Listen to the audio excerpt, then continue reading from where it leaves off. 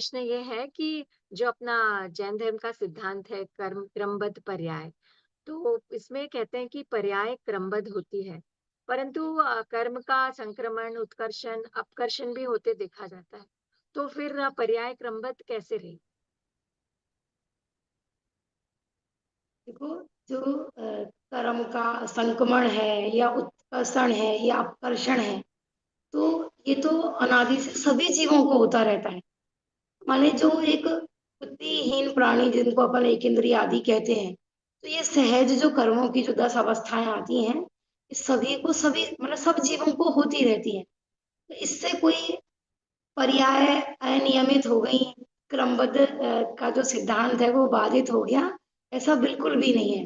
माने 3 काल की जो पर्याय अपन बोलते हैं कि वो क्रमबद्ध है, तो वो भी माने उनका उत्कर्षण होना, अपकर्षण होना, संक्रमण होना, इससे क्रमबद्ध का कुछ भी बाधित नहीं होता है।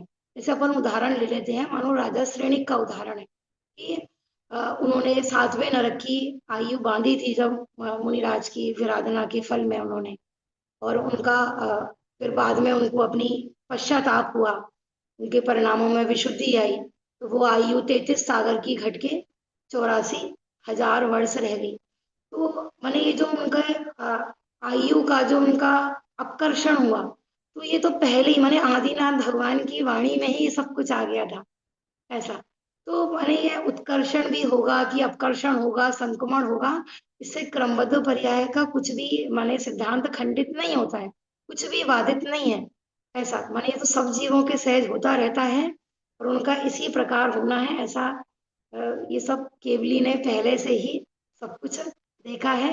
वो हमारे ज्ञान गम में नहीं होता है, छद्मस्त को नहीं होता है। बुद्धि पूर्वक अपन की भी अपन गलती हो गई है, तो अपन बुद्धि पूर्वक भी अब माने बीती ताही विसार के आगे की सुध ले। तो जो प्रेरणा दी जाती है वो मुख्यतः पुरुषार्थ की दी जाती है, क्योंकि अपने को तो नहीं पता ना कि अपनी क्रमबद्ध में क्या है। तो राजा श्रेणिक ने ऐसा नहीं सोचा कि क्योंकि भगवान की वाणी में आ गया था कि वो आप 7वें नरक जाओ, माने आप नरक जाओगे, और ये भी आ गया था कि आप तीर्थंकर बनोगे।